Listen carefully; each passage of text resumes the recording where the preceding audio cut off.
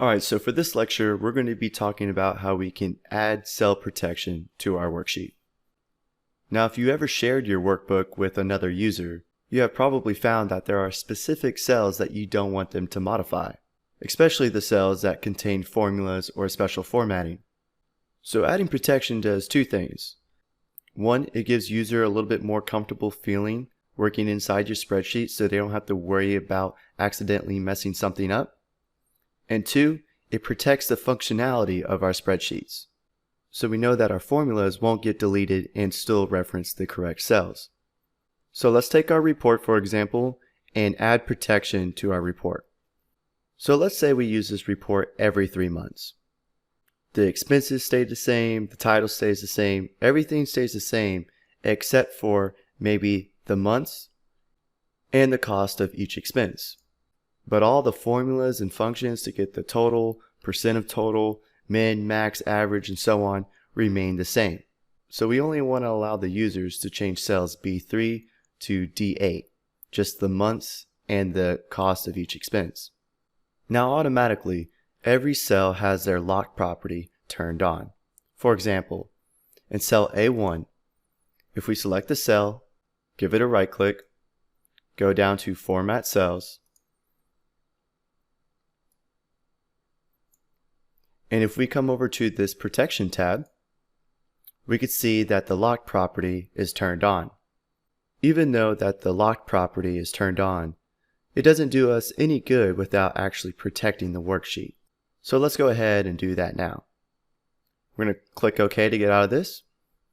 Come up to the Review tab and select Protect Sheet. And down here, we see there's an option to enter a password.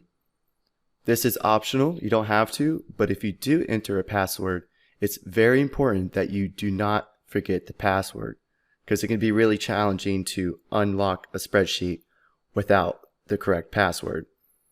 So make sure you write it down somewhere and don't forget it, keep it in a safe location. So we're going to click OK.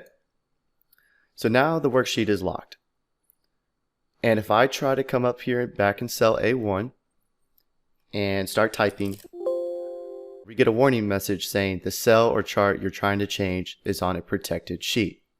And that goes for any cell. So if we try to change the cost of goods sold of January from 1,000 to 2,000, we'll get that warning message again. Go ahead and click OK. So if we want users to be able to change the months and the cost of each expense, is to select the cells that we can allow them to change, give the selection a right click. Format Cells is grayed out because the sheet is still protected. So this shows that when a sheet is protected, users can't change the properties of these cells. So I'm going to go back up here and click Unprotect Sheet.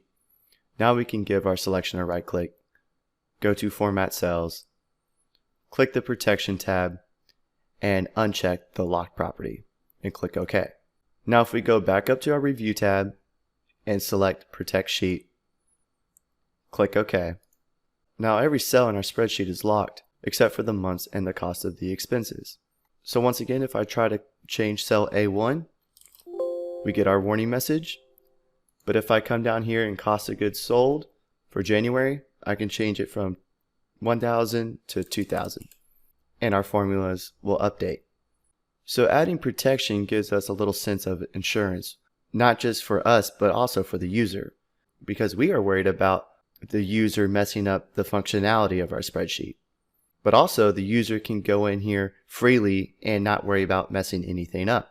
For example, if they accidentally click delete on one of the sum functions to give us the total, they won't be able to, so our formulas will stay intact, making sure that our spreadsheet still produces the correct values.